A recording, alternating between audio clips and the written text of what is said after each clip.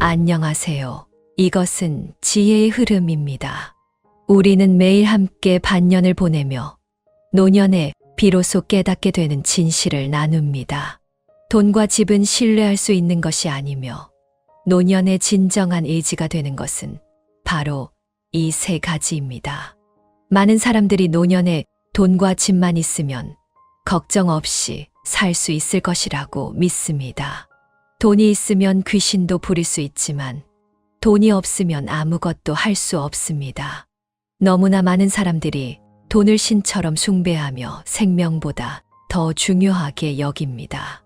돈이 있으면 여행을 갈 수 있고 큰 집에서 지낼 수 있으며 많은 노인들이 예금을 활용하거나 연금, 집으로 노후를 보장받는 선택을 합니다. 하지만 세월이 흐르고 배우자가 세상을 떠나 홀로 남게 되면 돈과 집의 의미는 서서히 변하게 됩니다. 사람이 나이가 들고 체력이 쇠퇴하여 생활에 타인의 도움을 필요로 하게 되면 물질적인 것이 모든 문제를 해결하지 못합니다. 만약 불화하거나 이기적인 가족을 만나면 재산은 갈등의 씨앗이 되어 마음의 평온을 잃게 하고 피로하게 만듭니다. 그제야 우리는 깨닫게 됩니다. 노인이 되었을 때 돈과 집이 가장 신뢰할 수 있는 것은 아니라는 사실을요. 진정으로 노년을 편안하게 보내게 해주는 것은 아마도 다음의 세 가지일 것입니다.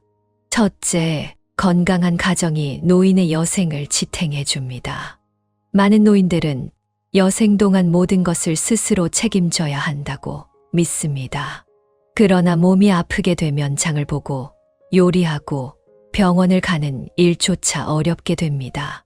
더 현실적으로는 옷을 입고 음식을 먹는 일조차 힘들어질 수 있습니다. 자신의 체력을 과대평가하지 않으면서도 지나치게 비관적이지 않도록 균형을 유지해야 합니다.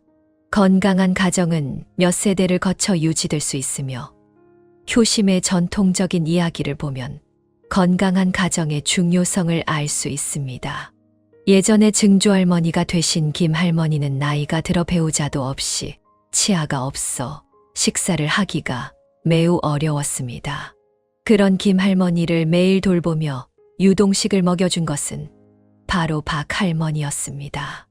몇 년 후 김할머니가 세상을 떠나기 전 나는 당신의 보살핌에 보답할 수 없지만 당신처럼 자손들이 효심을 보이길 바랍니다라는 말을 남겼습니다. 그 후 박할머니는 아들인 최산남의 보살핌을 받으며 아들은 높은 지위에 오르게 되었습니다.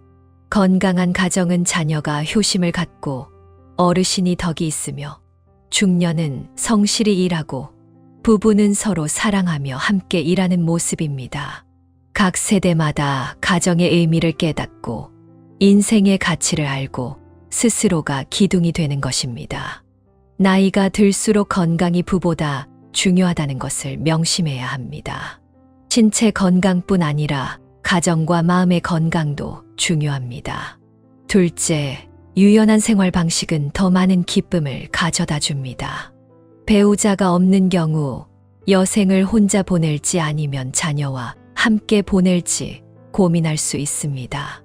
많은 가정에서 노인이 자녀와 함께 지내기 어려워 가까워질수록 다툼이 생기는 경우가 많습니다. 또한 자녀가 이곳저곳 일하러 다니며 불안정한 생활을 하다 보니 어르신을 모실 여건이 안 될 수도 있습니다. 따라서 노인들은 스스로 삶을 잘 관리하여 독립적인 생활을 유지해야 합니다. 작가 모소미는 그래서 두 가지 새로운 노후 방식을 소개하며 많은 영감을 주었습니다. 첫째는 집의 일부를 필요한 사람에게 임대하여 새로운 작은 가정을 구성함으로써 집안에 활기를 불어넣고 노인도 관심과 보살핌을 받을 수 있게 하는 것입니다. 서울에 사는 김 할머니는 80대이십니다. 홀로 사시는 김 할머니의 집에 막 대학을 졸업한 소녀가 들어오면서 집안에 웃음소리가 가득해졌습니다.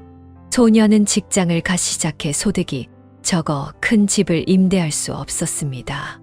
김 할머니는 집도 있고 돈도 넉넉하여 두 사람은 서로 딱 맞는 조합이 되었습니다. 둘째는 할 수 있는 한 선행을 통해 감정을 충족하는 것입니다. 부산에 사는 박 할머니는 80대인데 고객이 거의 없는 공중전화 부스를 운영하고 계십니다. 수입이 적거나 휴대폰을 깜빡하고 온 사람들이 와서 전화를 걸곤 합니다. 할머니는 한 푼도 못 벌어도 상관없다고 말하십니다. 사람은 나이가 들수록 성격이 거칠어지고 이기적으로 변하기 쉽습니다. 덕이 부족하고 따뜻한 마음이 없다면 어디에서도 좋은 날을 보내기 어렵습니다. 사람은 유연하게 사고하며 적극적으로 사회에 녹아들어야 합니다. 그렇게 하면 사회도 그를 보살필 것입니다. 주변 사람들을 악의적으로 보지 말고 선의의 눈으로 바라보며 적절히 돕고 사람들과의 관계를 유지하는 것이 중요합니다. 노인은 어느 아파트 단지에서도 잘 지낼 수 있으며 마치 복된 곳에 사는 것처럼 느낄 수 있습니다. 셋째, 좋은 마음가짐은 사람을 더욱 명료하게 살게 합니다. 많은 노인들이 배우자를 잃은 후 감정적으로 무너져 버리고 삶이 더 이상 지속될 수 없다고 느낍니다. 심지어 몇 년이 지나도 그 상실의 고통에서 벗어나지 못하며 자녀들 앞에서 이를 반복해서 이야기하여 가족 분위기를 무겁게 만드는 경우도 있습니다. 어떤 이들은 사람이 나이가 들면 생과 사의 이별에 대한 심리적 준비를 미리 해야 한다고 말합니다. 사람은 영원히 살 수 없으며 생과 사는 흔한 일입니다. 고통 속에서 살기보다는 차라리 남은 여생을 담담히 웃으며 보내는 것이 더 나을 것입니다.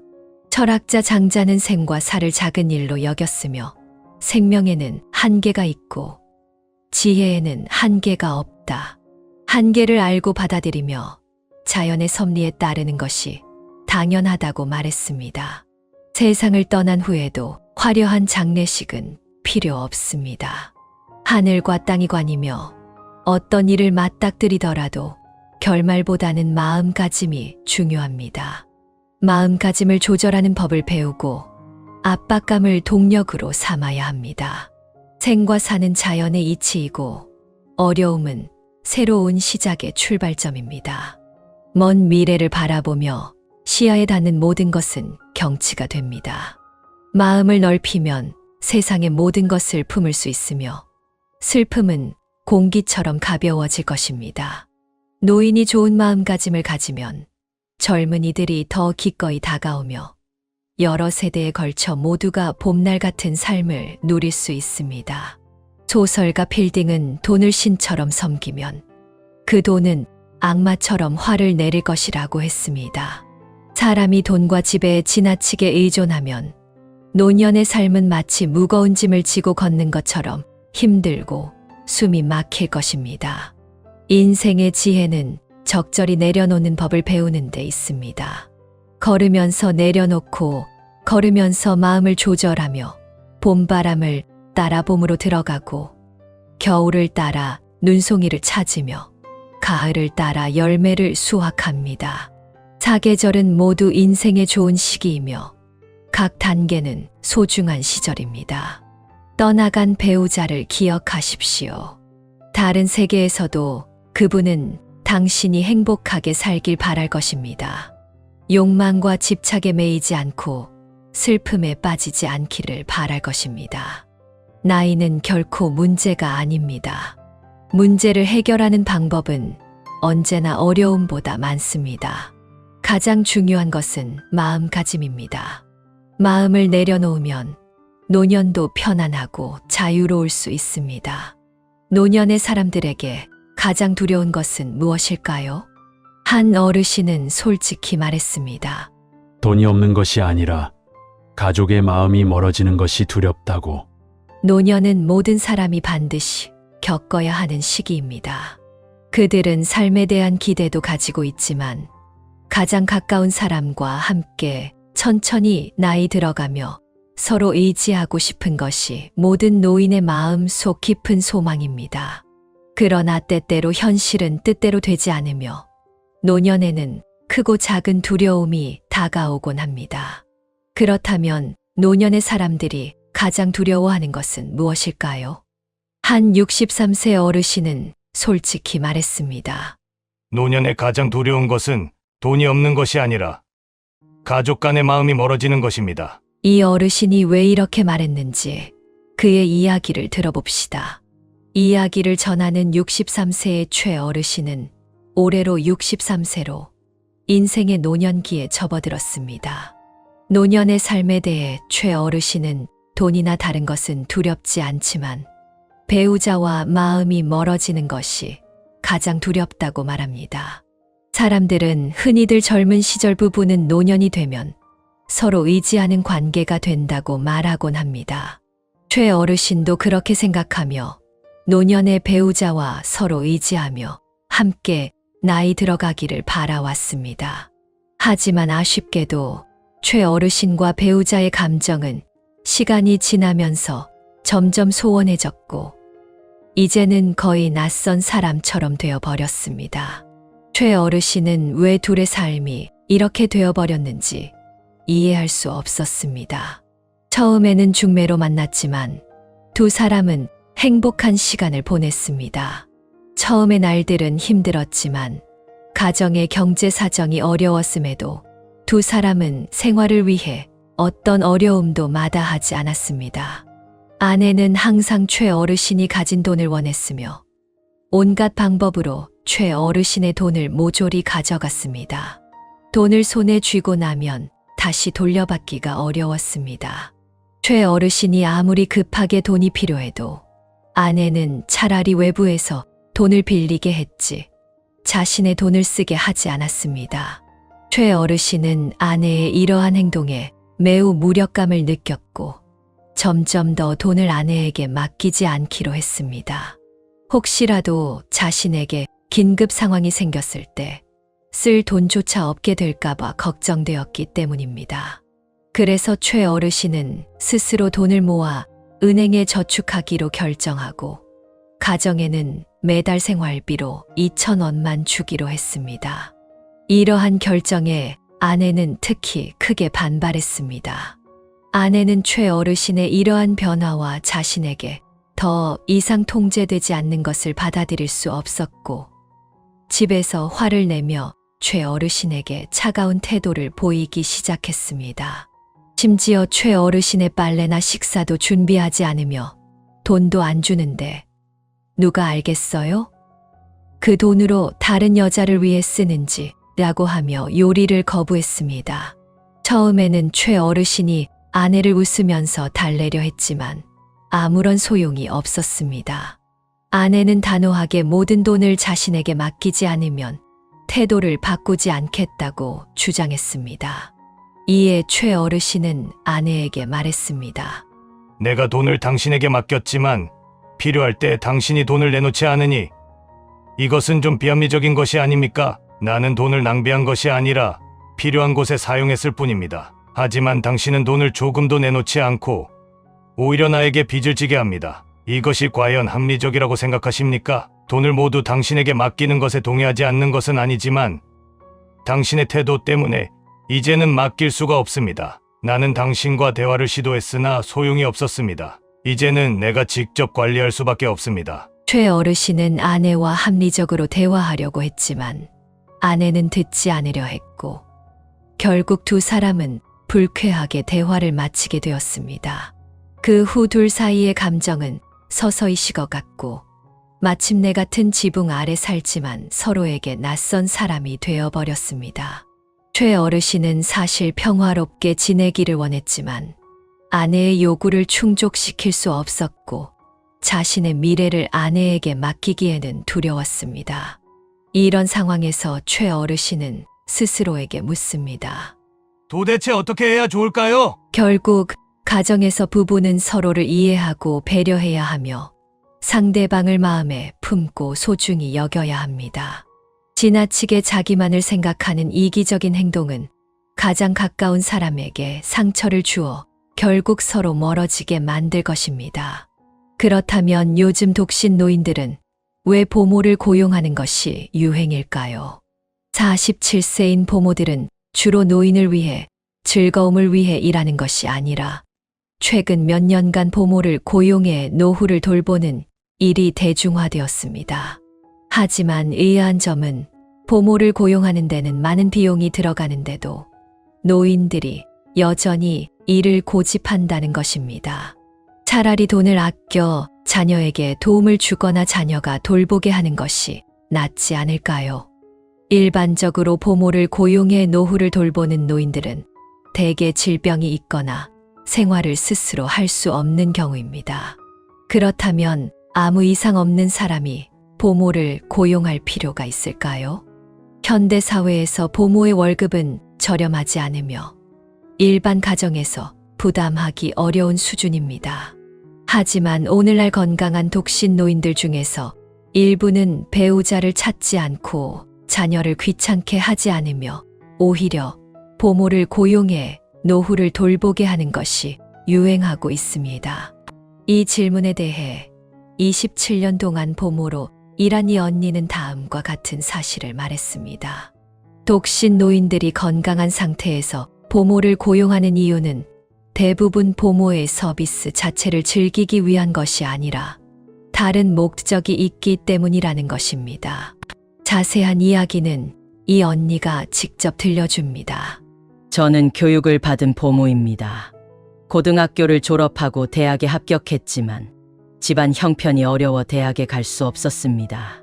학업을 중단하고 농사일을 하며 자랐고 도시 생활에 대한 큰 기대나 환상이 없었습니다. 그러던 중 먼 친척의 노인이 돌봄이 필요하다는 소식을 듣고 도시에 가서 처음으로 보모 일을 시작하게 되었습니다. 그 순간부터 저는 이 일이 매력적으로 느껴졌고 보모 일을 사랑하게 되어 27년 동안 해왔습니다. 저는 보모 일을 하면서 제 배우자를 만나고 아이들을 대학까지 보낼 수 있었습니다.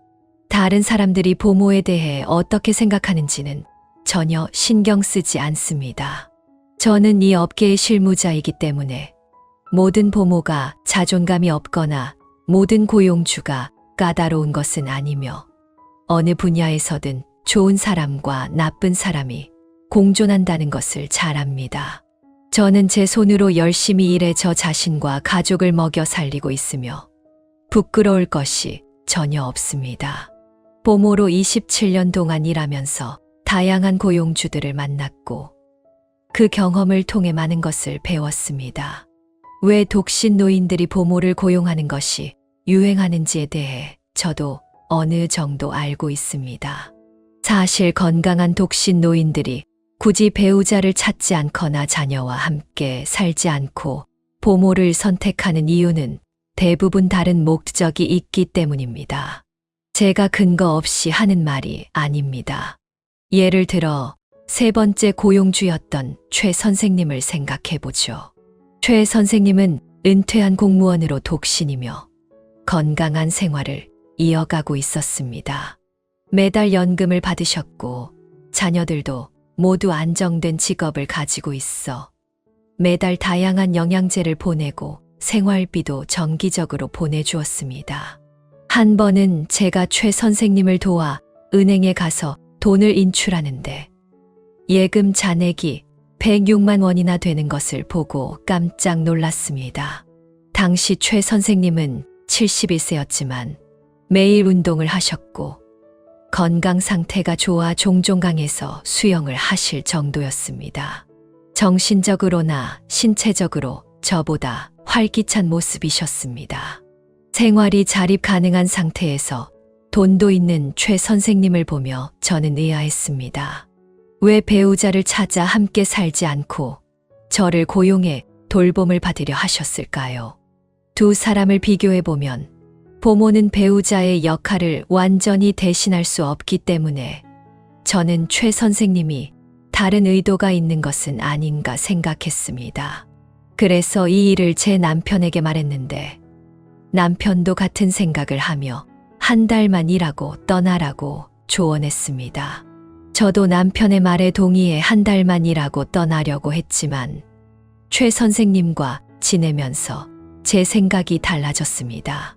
최 선생님은 예상과 달리 매우 편안하게 해주셨고, 장보기를 하고 요리를 하고 집안을 청소하는 정도로만 일을 하게 하셨습니다. 지나친 요구도 없으셨고, 급여도 다른 곳보다 200원 더 주셨습니다. 명절에는 선물과 보너스도 챙겨주셨죠. 다만 최 선생님은 가끔 화를 내시고 불편한 말을 하시는 버릇이 있었습니다. 하지만 언제나 적당한 선에서 멈추셨기 때문에 오히려 기분 나쁠 틈도 없었습니다. 저는 이렇게 최 선생님을 3년 동안 모셨고, 그러던 중 시아버님이 병원에 입원하셔서 돌볼 사람이 없다는 이유로 사직을 제안했습니다. 그때 최 선생님은 제가 자신 때문에 떠나는 줄 알고 미안한 마음에 사과하며 계속 남아달라고 부탁하셨습니다. 저는 이 기회를 빌려 최 선생님에게 많은 속마음을 털어놓았고, 왜 배우자를 찾지 않으시고 자녀들과 지내지 않으시는지 여쭈었습니다. 최 선생님은 사실 보모도 필요하지 않지만 집에 함께 이야기할 사람이 있기를 원해 저를 고용했다고 말씀하셨습니다. 과거에 재혼도 시도해 보았지만 만나는 사람마다 돈을 노리는 것 같아 마음을 닫게 되었다고 하셨습니다. 자녀들과 지내는 것도 시도해 보았지만 그들은 너무 바빠서 저를 돌볼 시간이 없었습니다. 보모를 고용한 이후로는 이런 문제들이 모두 해결되었고 불편한 일도 없이 편안하게 지낼 수 있었습니다. 마지막으로 최 선생님은 제가 그동안 만났던 보모 중 가장 정직하고 성실하며 선량하다고 칭찬하셨습니다. 아쉽게도 저는 가족을 돌보기 위해 떠나야 했고, 떠나기 전에 새로운 좋은 보모를 소개해드렸습니다. 그 후에도 비슷한 고용주들을 많이 만났습니다. 지금 제가 돌보고 있는 정 아줌마도 매우 특별한 분입니다. 정 아줌마는 64세이시고 건강하시며 세 자녀가 있습니다. 하지만 자녀와 함께 살기보다 저를 고용하여 돌봄을 받고 계십니다. 정 아줌마는 건강하시기 때문에 특별히 제가 할 일이 많지 않습니다. 저에게 매달 40만 원 넘게 주시며 저는 정 아줌마 댁에서 가족처럼 편안하게 지내고 있습니다. 정 아줌마는 저를 매우 잘 대해 주십니다. 가끔 아줌마가 저를 위해 아침 식사를 만들어 주시기도 하고, 제가 일하면서 전화를 받으면 정 아줌마께서 제가 바쁜 줄 아시고 바닥 청소를 대신 맡아 주시기도 합니다. 어떤 때는 제가 외출하여 보리를 보내라 식사를 간단히 해결하려고 했지만 정 아줌마께서 전화를 주셔서 직접 준비한 식사가 저를 기다리고 있다고 하셨습니다. 정 아줌마의 이러한 행동을 이야기하면 믿기 어려울 수도 있지만 제가 직접 경험하지 않았더라면 저도 믿지 않았을 것입니다. 동시에 정 아줌마의 배려 덕분에 오히려 제가 부끄러워지기도 합니다. 분명 제가 아줌마를 모시러 온 것인데 오히려 아줌마가 저를 돌봐주시니 마치 제가 배우는 느낌입니다. 그러나 정 아줌마는 항상 웃으면서 말씀하십니다. 이게 뭐가 대수라고 그래요. 나이 든 사람이 활동 좀 하면 몸에 좋고 도울 수 있는 일이 있으면 서로 돕고 시간도 보내고 몸도 단련할 겸인데 괜히 신경 쓰지 말아요. 이런 정 아줌마의 배려와 따뜻한 마음에 저도 마음속 생각을 숨길 수 없게 되어 물었습니다. 자식이 많아도 뭐해요? 한 명 한 명 다 바빠서 나 같은 노인네를 돌볼 시간이 없어요. 게다가 자식들과 함께 살게 되면 잘 지낼 수 있을지도 불확실하고 괜히 서로에게 짐이 될 수도 있잖아요. 저는 제 돈과 집이 있으니 저 혼자 편히 살고 싶어요. 지금 당신을 고용한 덕분에 누군가 저를 돌봐주고 필요할 때 아무 불편함 없이 제 곁을 지켜줄 수 있잖아요. 드문의 시간 동안 제 건강도 살펴주고 정말 얼마나 좋은 생활이에요. 정 아줌마의 말씀을 듣고 저는 깊은 감명을 받았습니다. 동시에 예전에 저를 보모로 고용한 최 어르신이 떠올랐습니다. 그분도 마찬가지 이유로 보모를 부른 것이지요. 이런 분들에게 보모를 고용하는 것은 단순한 돌봄 이상의 의미를 가지고 있습니다. 재혼은 많은 문제를 야기할 수 있어 노년에게는 복잡할 수 있고 진심을 찾기도 어려운 일이죠. 차라리 보모를 부르면 불필요한 문제를 피하면서도 필요한 동반자를 얻을 수 있습니다. 정 아줌마는 자녀들과 너무 엮여서 서로의 관계를 방해할까 염려하십니다. 겉으로는 자녀와 함께 사는 것이 행복해 보일 수 있지만 실제로 경험해보면 그곳은 일종의 감옥처럼 느껴질 수 있습니다. 어느 모로 보나 자녀에게 맞추어 살아야 하기 때문입니다. 보모를 고용하면 자녀를 대신에 돌봄을 받으면서도 늘 자신을 돌봐줄 사람이 곁에 있게 되니 이보다 더 좋은 선택이 없지요. 그렇다면 왜 독신 노인들이 보모를 고용하는 것이 유행할까요? 저는 사람 간의 관계가 유지하기 어렵기 때문이라고 생각합니다. 특히 부모와 자녀, 세대 간의 관계는 세대 차이를 뛰어넘기 어려운 부분이 있습니다. 배우자를 찾지 않는 것은 번거로움 때문이기도 하고 상대방이 진심이 아닐 수도 있다는 두려움 때문일 것입니다. 오늘 이야기는 여기까지입니다. 시청해 주셔서 감사합니다. 이번 내용이 여러분께 작은 울림이 되었기를 바랍니다. 아직 구독하지 않으신 분들은 구독 버튼을 눌러주시면 매일 여러분 곁에서 함께 성장하고 행복을 나누며 천천히 나이를 먹어갈 수 있습니다. 그럼 다음 시간에 다시 만나 뵙겠습니다.